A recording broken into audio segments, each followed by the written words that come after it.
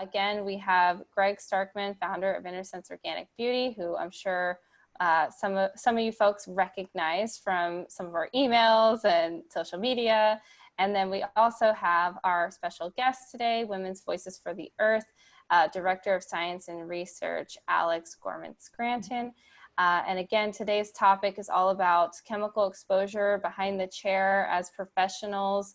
And really, the point of this call today is to, one, let you all know about this wonderful organization, Women's Voices for the Earth, one of our People and Planet partners, and what their work, what their work is, why we are involved with Women's Voices for the Earth, and then how Innersense is really, just a partner with them, and how our products truly, pardon the pun, make sense for the professional that is, looking to decrease their exposure risks and chemicals. So I want to take us through. Alex, I would love for you to just share with our community, who, the what, the why of Women's Voices for the Earth. If you wouldn't mind just giving a background on the organization and yourself as well. Sure, yeah. So again, I'm Alex Scranton. I'm Director of Science and Research. Women's Voices for the Earth is a women's environmental health nonprofit organization. We were founded in Montana in 2005, so we're celebrating, sorry, not 2005, 1995. We're celebrating our 25th year this year. And our mission is to amplify women's voices to eliminate the toxic chemicals that harm our health and communities. This means we work with the power of women to create change. And specifically, our focus has been on toxic chemicals present in household and things like salon products that women disproportionately use and are affected by. So within that broad scope, one of our areas of expertise is toxic chemicals in salon products. We've been working on that for a number of years. And their disproportionate impact on salon workers who were really heavily exposed through their jobs. So my job as Director of Science and Research, I'm kind of the geek on staff. I do the research on chemicals. I'm not in a lab. I don't have a lab coat. But what I do is I look at what's in the scientific literature. What do we know about the chemicals that are present in products? I read a lot of ingredient labels. And then what do we know about those chemicals and what they're doing to our bodies? And from there, I sort of try and translate that information. Sometimes it's kind of, technical, and put it in a form that we can use for our work. So we work to educate the public and those who are most affected in terms of helping people learn how to protect themselves as best they can. And then we create opportunities for interested folks to use their voices to create change for the better. Because it's got to be more than just our staff. It's really all of you and your voices that make the big difference. So sometimes it's legislative work. We work at both the House and federal level. We might work on trying to get a good bill passed. They'll be more protective for folks. Sometimes it's focused on a particular company or an industry, getting them to be more careful about the chemicals they use in their products, and getting folks who use their products to speak up and call them and tell them what they want.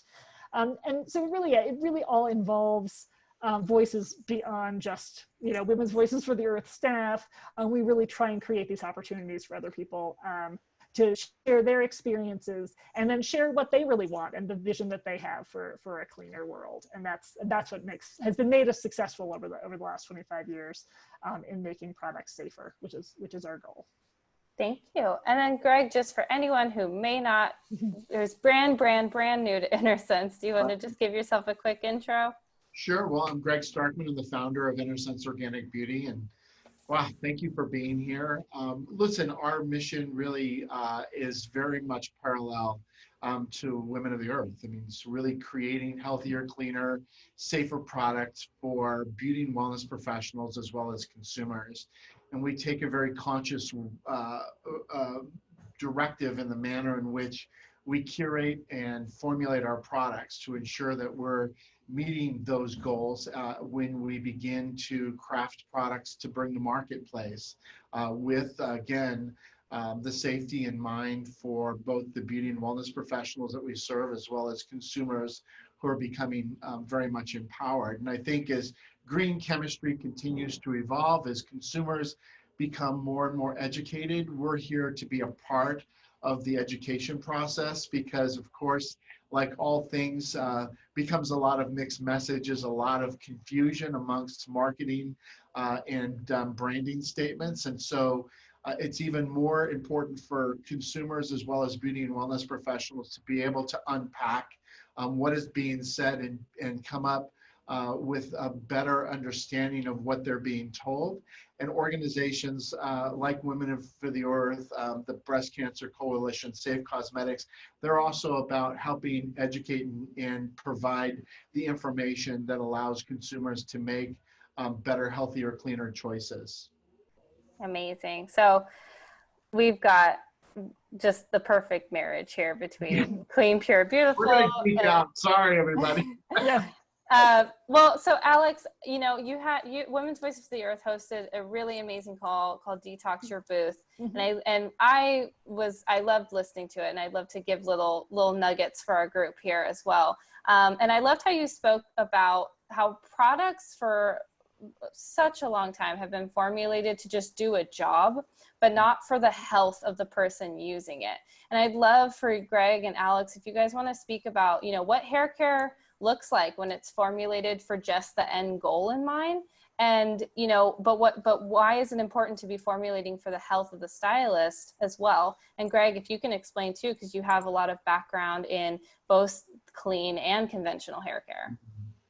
Sure. Do you want me to start, Greg? Or? Go ahead. Okay. So yeah, largely what we have seen in our sort of investigations of the, you know, salon product industry is that most hair products, and really a lot of different products, they are largely designed by creators to achieve a particular function. So whether it's, you know, shiny hair, straightened hair, good hold, that, you know, they're going for the most, you know, effective product they can design, and then, you know, cost effective as well. They're, you know, looking at costs. And unfortunately, the safety of the chemicals that get used are less frequently considered. You know, most companies are going to be legal about it. They're going to make sure they're not using illegal chemicals or, you know, obeying laws and regulations. But the laws and regulations we have are really very weak.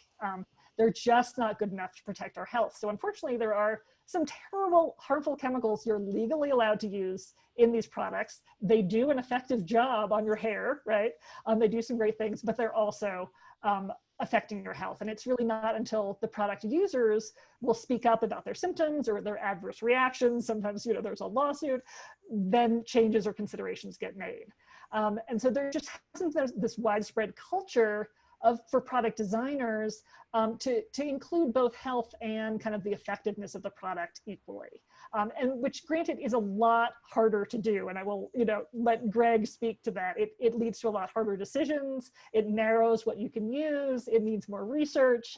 It's definitely the harder road, which is exactly why at Women's Voices of the Earth, we like to partner with companies for Innersense who are willing to go that extra step and take the harder road on making products, because it's definitely more difficult and more expensive, but we think it leads to better products. So I'll pass it off to you, Greg. Yeah, I mean, absolutely. I think that there's a traditional paradigm in which product designers work. And, you know, I kind of liken it to three pillars that they're forced to work within. One is performance, two is cost containment, and three is fragrance. You know, make it smell pretty and make it do what it's doing, and do it as cheap as possible. And, you know, when you're working under those types of kind of barriers, so to speak, you're very limited, and then you're kind of forced to just work with a set of ingredients that are not really good and safe and healthy, but also then ultimately also compromising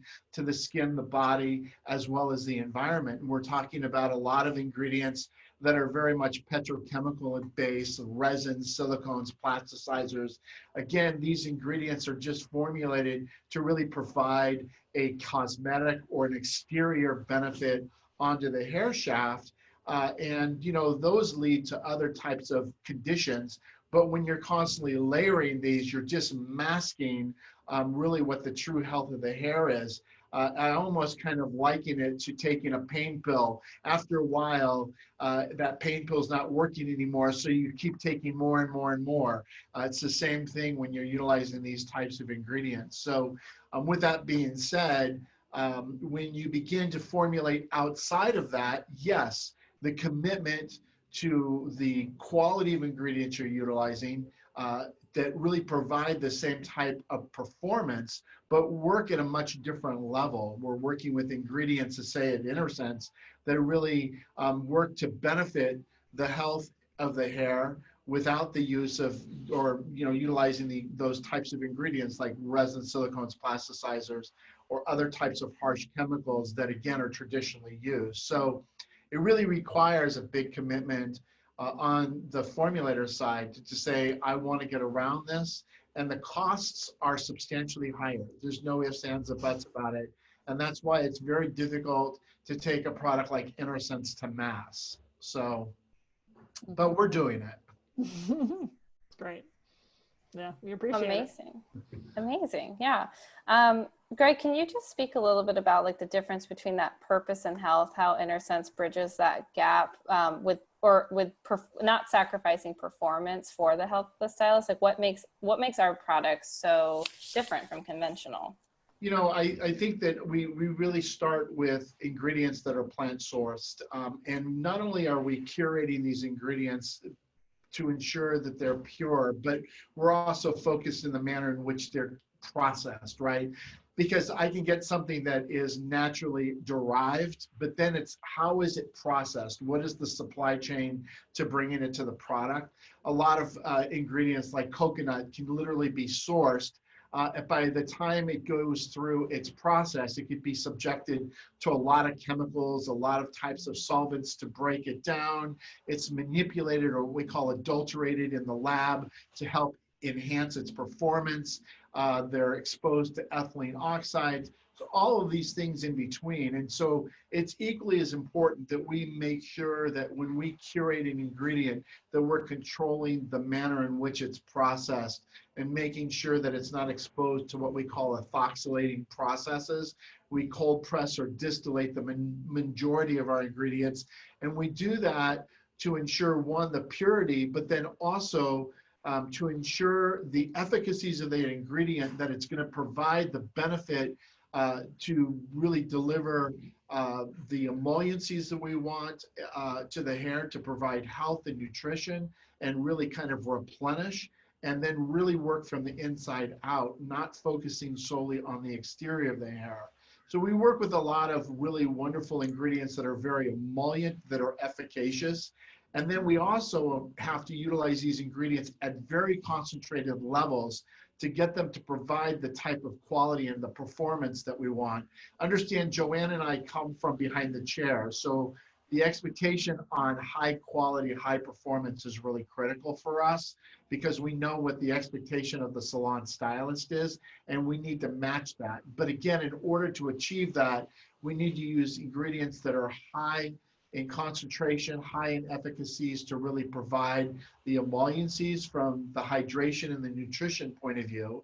And then we work with a lot of really wonderful ingredients like pullein and sucroses and honeys that really provide fixative benefits. And then we're actually utilizing aloe veras so that we're not only replenishing, but building from a styling point of view. And so all of these ingredients that I just speak to really work in synergy to provide health and nutrition to the hair and allow it to be at its healthiest natural state without creating film and buildup on the hair shaft like traditional products that ultimately then just basically create dryness, dullness, weight onto the hair shaft, and then ultimately also create other types of conditions onto the hair shaft as well. And then the last part I'll speak to is fragrance, because I think that this is probably one of the biggest challenges that a lot of companies really fall short on. Fragrances are probably one of the most toxic components of any product. And when you're working with synthetic fragrances, they contain a lot of toxic-based ingredients. And then, at the consumer level, exposure rate is there, but at the professional level, when you're working with these types of products all day long and you're ingesting and inhaling these, this is when the overexposure could lead to health issues and have a lot of disruption, not only from the industry and disruption centers of the body, but also into the lungs. And again, beauty and wellness professionals have the highest rates of issues relative to cancers as well. And I think a lot of that is just due to overexposure of these very types of ingredients. So we actually work with all essential oil-based fragrances that are all naturally cold pressed and distillated to really maintain the purity, and they're not, again, exposed to any type of ethylene oxides or any other types of chemicals that would be deemed as toxic. So it's really important to not only understand all of the ingredients that are in a product, but really kind of drill it down. So. Well, and you bring up our kind of next topic here, Greg, is the exposure risk piece. So Alex, in your call, I know you brought up, about making that connection of not being given the tools to do your job safely. When we go to beauty school and we get exposed to whatever products that we have to work with there, that's it, right? And then when we go out, we go into a salon, perhaps maybe a salon works with a particular type of product, but maybe you don't have a say in what you use. But just even with that, there's a lot of things I remember you were saying about, that there's sometimes people are getting rashes on their hands from the products that they use, or, they're asking themselves, why do I get a headache at work, but like not anywhere else, right? And so I would love for you, if you could share some stats, exposure risk stats, especially since Greg, brought up some really great points here. I'd love for you to, back it up or, blow our minds with some of the exposure risks that, stylists face, especially from the standpoint of, like Greg was saying, fragrance, aerosols, whatever you've got. Yeah, oh, absolutely. Yeah. And this is, where our research has found very clearly, unfortunately, that salons can be a hazardous place to work due to the chemical exposures from salon products. People don't think about a salon being sort of so chemically intensive as, like a chemical plant or something, but there are actually some real comparisons that salon workers are paying for with their health, right? And the salon workers that I have met over my time at Women's Voices for the Earth, these are hardy. I mean, you guys are hardy. You love your work, and you're more than willing to accept a few symptoms which seem like little inconveniences. Whether it's like, as you're saying, rashes on your hands, a headache that tends to go away when you're not working, a cough that kind of lingers when you're doing certain services. It seems like a minor thing to be able to do this work that you love to do. But these are all symptoms that can indicate more long-term health problems, and they're unfair. You should be able to do your work and still be totally healthy, but you're not being given products that will assure. We're largely not being given products that will assure that can happen. So what we've learned, there's very little research that specifically follows salon workers saying, these salon workers use these products containing these chemicals and they had these impacts. Like, that research is almost never done. Unlike in some other industries. But what we do now are kind of general surveys of what are salon workers experiencing that is different at high, disproportionately rates compared to other professions. And there are a number of studies where particularly hairdressers will kind of come to the top. So it starts certainly with skin conditions. Some surveys have found over 60% of salon workers suffer from skin conditions such as dermatitis, largely on their hands. And it usually starts in cosmetology school. Like within the first 6 months to a year, you're having symptoms on your hands that you never had before, and these can be lifelong symptoms. Greg raised the issue of fragrance, which we've worked on a lot. The most recent study I found that hairdressers and beauticians have a 47-fold higher risk of fragrance skin allergies than people in other occupations. I mean, you don't see numbers like that. 47-fold is it's 4,700%. I mean, it's outrageous, but it's because of all the different fragrance products you're being exposed to over time. And these are, things that you'll have allergies for the rest of your life, right? Due to these risks. Breathing chemicals is a major pathway in the salon. And as a result, we're seeing hairdressers and nail salon workers having decreased lung function compared to people in other professions. You've higher risks of developing asthma. These are things that we've we've seen. There are, unfortunately, reproductive effects. There are a lot of chemicals that are used, particularly those petrochemicals and solvents, that can harm your either ability to have a baby or can harm, a baby when you're pregnant. So you're more likely to give birth to low birth weight babies. There's increased risk of miscarriage, increased risk of certain birth defects among hairdressers. These risks are still low, but they're higher than other professions, which is just unnecessary and unfair. And then there are several types of cancer. Specifically, studies that we've seen are higher rates of breast cancer, lung cancer, larynx cancer, bladder cancer, and multiple myeloma. These are things that seem to be higher, particularly in hairdressers. And these chemicals also, again, largely the ones that are sort of gassing off that you're breathing in, the ones that are giving you a headache or might make you feel dizzy, they are affecting your brain. So we're seeing higher rates of depression that are commonly found in hairdressers, and higher risks of dying of things, neurological diseases like Alzheimer's and similar diseases like that. So we're seeing effects on the brain over a lifetime of exposure to these chemicals. So these are the things that, we wrote a report called Beauty and Its Beast, which is on our website. You can download it, which has links to all these studies. We've got some good fact sheets that kind of explain this. And just sort of pulling that information together, because people are like, well, I'm healthy and I love doing this work and it's just a little symptom, but over the long term, these can really add up to some serious impacts, which is what we're trying to change, so that, you can have beautiful products that are really effective that won't have these long-term effects. And I would venture to also say 2 points is that, it's the stylist that has been in it for 10 to 15 years that's going to begin to notice these very issues. And then second, the biggest culprit to off-gassing and exposure is hair color, especially if you're putting it under the dryer, because that's even further magnifying, as well as nail products within the salon environment, which I know you are very passionate about as well. Yeah, no, absolutely. Absolutely. And again, it's hard to, pin these things on certain products. We don't always know, but certainly nail products, hair dyes, things like hair straighteners and perms. These are chemicals that seem to come up a lot as those with tremendous impacts. Yeah. I'm sure at least one of us on this call is like mind blown. I am for sure by the stats.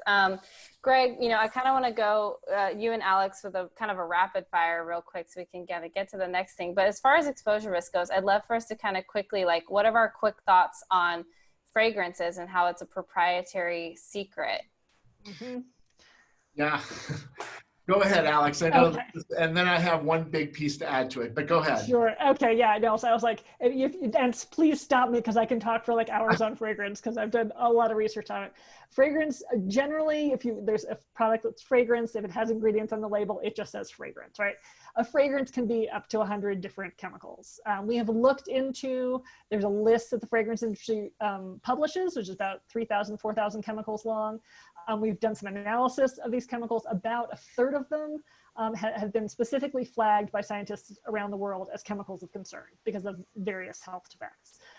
So there are some really, really dangerous ones on that list. Carcinogens and reproductive toxins, certainly things that can lead to breathing problems. You never know which ones are in the fragrance that you're being exposed to, because you're just given the word fragrance, which is a real problem. So we've done a lot of work. And certainly salon workers have helped with this a great deal, of getting companies to more voluntarily disclose what fragrances they're using, what they're actually in there, so that we can get a better handle on what people are being exposed to, and companies can, be more upfront about the carcinogens they're using or not. Yeah. Right. Yeah, and that is one of the biggest areas where a formulator designing a product has an opportunity to hide anything that they don't want you to know. Often, sometimes, if it says silicone free, that's where they can put some silicone and you would never know it. And the same thing if you have a product and you look at the back of the label and it says proprietary blend or proprietary complex, then, that's another area where someone can hide ingredients they don't want you to know. Again, they can make an on-label claim of free of, and then again, put that ingredient in that very compound as well. So that's a really big point. the other thing that really just kind of amazed me as not only a formulator, but as a stylist. Of course, both organizations were very much in support of California legislation that we were all pushing last year, which was about fragrance disclosure. And we all spent a lot of time at Capitol Hill, at the state capitol as well, lobbying lawmakers to force companies to disclose their fragrances as well, and really the makeup of that. And I think the thing that was really disheartening for me was to hear these lawmakers basically say, well, we're told by industry that what they're doing is safe. And I'm kind of a little baffled because I'm industry. Right. And the reality is industry are these chemical companies that develop these ingredients, right? They don't want any type of oversight whatsoever. But then coupled with the number of companies that were coming out and saying, we support this, but then they were heavily funding the opposition to it. So it's really kind of the political roundtable to this is very frustrating, especially for a company so committed as we are. And we're not the only company. There are many, many companies. I mean, we're part of the coalition of many, many companies that work to really create a better, healthier industry. But it is absolutely amazing how the industry can work against itself when it doesn't need to, unfortunately. So just a little bit of background information to that. So hopefully we're getting ramped up in the era of COVID to bring the bill back into the House, and hope that we're going to get some better response this time around. And then hopefully we're going to be able to take this as well as part of federal legislation that's now also pending before the House. So suffice to say, Greg, our Inky Deck disclosure is what you see is exactly what you're getting. We disclose everything that's in our products. So, we utilize, again, all natural based emollient oils as our fragrance, and that's what's on our labels. I want to quickly just touch on, because I know we have I want to save some time for questions at the end. So I just want to talk to really quick about, if Alex, Greg, if you guys have any insights on, adulterated oils or laced ingredients, and also maybe if we can debunk that myth of if it's silicone, sulfate, paraben free, it must be safe. That's a good one that we certainly hear all the time. I mean, it's a sign of the industry slightly starting to move.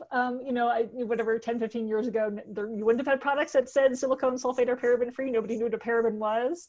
And we've been doing a lot of work to elevate these issues. Like, there are these toxic chemicals that you need to be worried about. So it's great that some companies are taking some of these things out, but it's, it's like this minor first step. It really, you really need to be designing products from the beginning for safety across the board. So just having these few products that, are chemicals that they're saying are not in there is certainly no guarantee, because there's so many other issues. And I know, Greg, you can probably talk more about where these things are actually hidden in products that say that they're free of them. Right. And I think that, sulfates, I'm really happy that they're replacing them, but what are they replacing them with, right?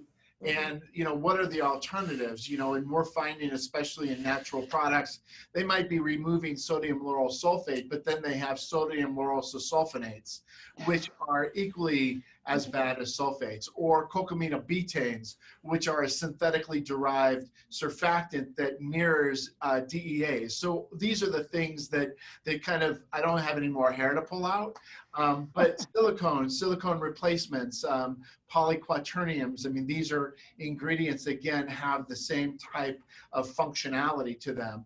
Or I can buy ingredients like shea butter that have been adulterated, to Ari's point. These are ingredients that don't have to change the label or how they're disclosed on the Inky Deck, but they've been adulterated to include these ingredients on the back end, and they don't have to be disclosed because, again, It's just the quality or the base. I always say I can go out and buy 15 different types of shea butter that are commercially processed. You don't know what happened during that processing time.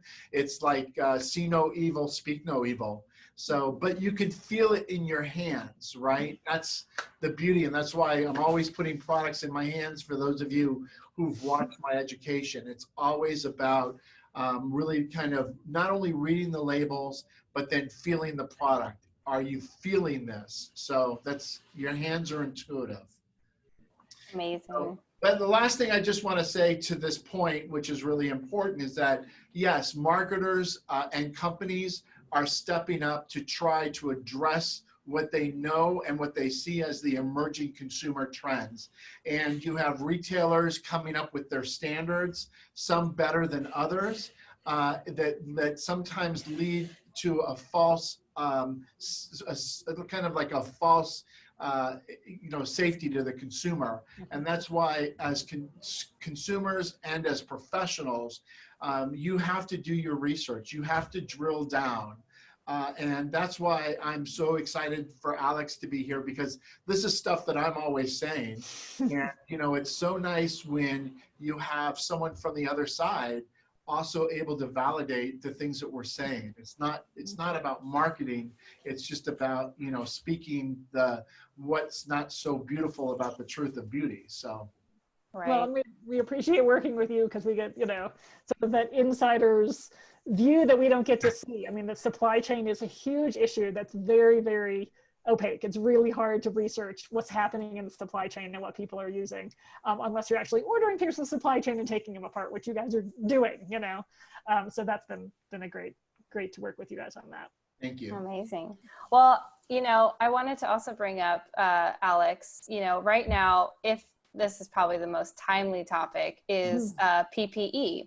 And obviously right now professionals are working with PPE, and for those of you who don't know, it's personal protection equipment, in salons as they've been opening back up wherever you are. Obviously the main reasons due to COVID and keeping us, safe and non-exposed from that standpoint. But really, if you could speak to the benefits of PPE beyond this crisis, or even why we should be using them even before right now, what are the benefits to PPE, like outside of what we're dealing with right now? Yeah, I mean, it's been an interesting issue that has changed so quickly in the last several months. It's always been a concern. We've seen a lot of studies where, it's really gloves and masks are kind of the basic PPE for salon workers. And there's been a real hesitation among a lot of salon workers to wear those, right? Whether it's you don't want to freak out your customers, or it just looks weird, or, whatever it is, it's, harder to work if you're wearing gloves with certain products. But the studies have shown that generally your exposure is going to be reduced if you're wearing them. If you're using products where you can't avoid the chemicals in the products because these are the products you have to work with, having something that will prevent you from breathing something in to a certain degree, and some masks are better than others for preventing chemical exposures, and certainly what gets absorbed through your hands is a major pathway, and you're going to absorb a lot less wearing gloves. So what's happening now as salons are reopening is that, your customers are expecting you to be wearing a mask and gloves, and they won't go to you unless you're wearing them. So I think there's a real advantage both in terms of protecting your health and protecting your customers' health, from potential infection. You're also going to be protecting yourself from some of the chemical exposures. I think ventilation is also another really important issue that goes hand in hand with PPE. Ventilation, because there are so many chemicals used in these products, when you can't avoid them with safer products, because for some categories there just are very few safer opportunities right now. Breathing them in is the problem. So having a poorly ventilated space will really affect your health compared to having a well-ventilated space. So we always like to encourage that. But I sort of hope even past COVID that PPE is, considered normal in a salon and will continue to get used until we can get safer products across the board. Amazing. And so, Alex, I would love for you to kind of give us a golden rule, or, maybe a couple of, how can we decrease our chemical exposure? What are the kind of the big pillars or big ideas for us to really adopt? And then Greg, if you could maybe speak to how, you know, Innersense is probably a go-to product for decreasing chemical exposure. Mm-hmm. You know, a lot of it is, you know, doing your research. So to some degree, you can look at what products you're using and looking for safer products, which are really hard to identify. You can find brands like Innersense that you're going to trust, but for so, you know, they're not making every salon product that's out there. So it's, you know, it's tricky. It's reading those labels. It's asking the suppliers what, you know, what's in there and what they know about them.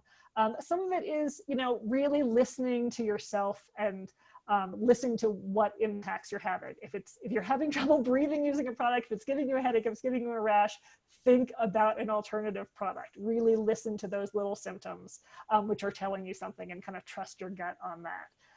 And that can lead you to safer alternatives for sure.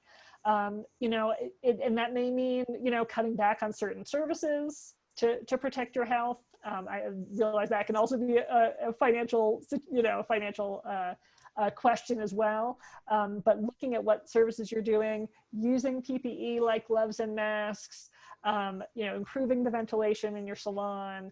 And, you know, sometimes it's just even the order that you do things, you know, like cutting the hair before you dye it means you'll have less exposure to the dye, you know, the freshly dyed hair, right? Because you're doing some manipulation before the dye goes in. So things like that, there are a couple ways to do that. But it's really looking at what makes me feel better at the end of the day compared to what doesn't, and paying attention to that and adjusting accordingly. Yeah, really good points. I think, you know, from my point of view, I always tell everybody, you need to work with companies that are willing to be radically transparent in what they're doing and providing you the detail of information, the glossary of information that's at your fingertips. And you have to start at their website, right? Do they have a full ingredient glossary? Are they disclosing all the ingredients? All of these things are really, you know, important, and really how you begin to measure, you know, the value that a company puts on being transparent. I think that speaks to that a lot. And more importantly, are they willing to answer your questions? I think we do a pretty darn good job. We have a lot of people on it, and sometimes we're not able to give everybody the answers they want because the internet is rampant with information. But we do the best we can, and that's important as well. So anyway, I think that's important. And I think the other thing that you have to understand, especially through COVID, consumers are becoming passionate, and they are educating themselves at rates that we've never seen before. We have just had the opportunity to really attract a whole new generation of users as they've taken this time to really read and educate themselves, because they understand that moving forward, they need to live a healthier, cleaner lifestyle in everything they do: meat, poultry, agriculture, health, fitness, as well as the personal care products that they use. And so the space is rapidly growing, the consumer demand is growing, you know, you're gonna start being asked some pretty hard questions by your consumers. And you wanna also be educated, and it's not always about your sales rep coming in and going, this is the best, because you have to get beyond that now. You can't take it for face value. You have to do your homework. Mm-hmm. Yeah, we've been surprised every now and then. So we'll talk to companies who, you know, who are not as transparent as they should be, you know, and they're like, oh, our customers don't want all that tough information. Like, it's too complicated and it's going to confuse them. I'm like, have you been paying attention to who your customers are? Like, you wouldn't believe the questions that we get sometimes, you know. That's their excuse for not wanting to tell you. That's right. Exactly. We're like, it's not that confusing, and people are pretty smart out there. So, yeah. Amazing. Well, before we head into questions, comments, concerns, Alex, I would love to give you the opportunity, give you the floor to let the stylists on here know, you know, how they can be advocates for their salon, for themselves, for their community through Women's Voices for the Earth. What opportunities are you offering right now that they can hop on and on board with you all? Oh, terrific. Yeah, no, we would certainly love to have you all join us. Our website is womensvoices.org. which is pretty simple. You can go on there, you can click on get involved and kind of sign up, the initial thing, signing up for our email list, which you can, and you'll get emails, and we don't overload people with emails. It's, maybe once a week, maybe once every 2 weeks, but you'll get opportunities when we're like, okay, today we're all going to be working on this, and you'll get our latest fact sheets and newsletters and things like that. So that's a great way to start learning more about what we're doing and what opportunities there are. Other than that, I'm, really encouraging you to realize how important your voice is. By, speaking up with the suppliers of the products, asking questions to the manufacturer, like the 1-800 number on the, the bottle of whatever, they take those calls, and every call they get, they know that's actually representing, like, potentially thousands of customers. They don't get that many calls, but the calls that they do get, they actually pay attention to. So those are really important ways of using it. You don't have to be an expert on chemicals. You just have to be, you have a valid concern about something that you're experiencing, and they need to hear it. So that is the most important thing that we're always encouraging folks to do. If you get on our list, there will be opportunities, as Greg was talking about. There's the bill, and especially if you're in California, there's a bill about encouraging companies to disclose their fragrances. So that'll be heating up, I think, later on this summer. So there's something, immediately right now.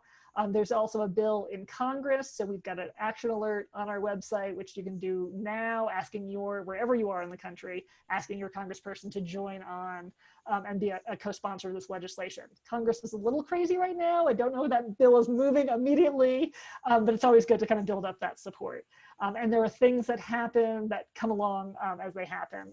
We've trained a number of salon workers over the years to be spokespeople. If you're interested in that, sometimes we'll get reporters when we want to work on an issue. They're like, do you have anybody in Phoenix who can talk about, what it's like being a salon worker, and what they're, and so we'll connect people and sort of, train you how to talk to your reporter and how to tell your story.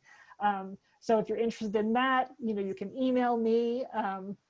My email is alexs@womensvoices.org. You can put it through when you sign in to the email list. My colleague, Maria Ignacia, she has been coordinating calls in the last year of salon workers, just to kind of get them to connect and tell each other their stories and potentially work on issues. So she'll be hosting a few more of those later on in the year. We don't have one scheduled yet. Again, if you sign up and indicate that you're a salon worker, we can connect you with her and connect you on those calls. So lots of opportunities coming up, and we would love, for you to create opportunities for you to use your voices, because they're so important and they really do create change in the industry. Perfect. Thank you so much, Alex. I hope everyone is inspired to follow up with Women's Voices for the Earth after this call, because there's so many opportunities for you all to get involved and really, be an advocate for your industry. So before we hop into questions, which we are in just 1 second here, I just want to say, if anyone is hopping off right now because you have to go, if you are interested in learning more about Innersense Organic Beauty, if you have questions for us about our ingredients, our radical transparency, we will have answers for you. We do not hold back. So you can email wholesale@innersensebeauty.com. and you can learn more all on our website, innersensebeauty.com, about everything that we stand for, everything that we are working on with our people and planet partners, just like Women's Voices for the Earth.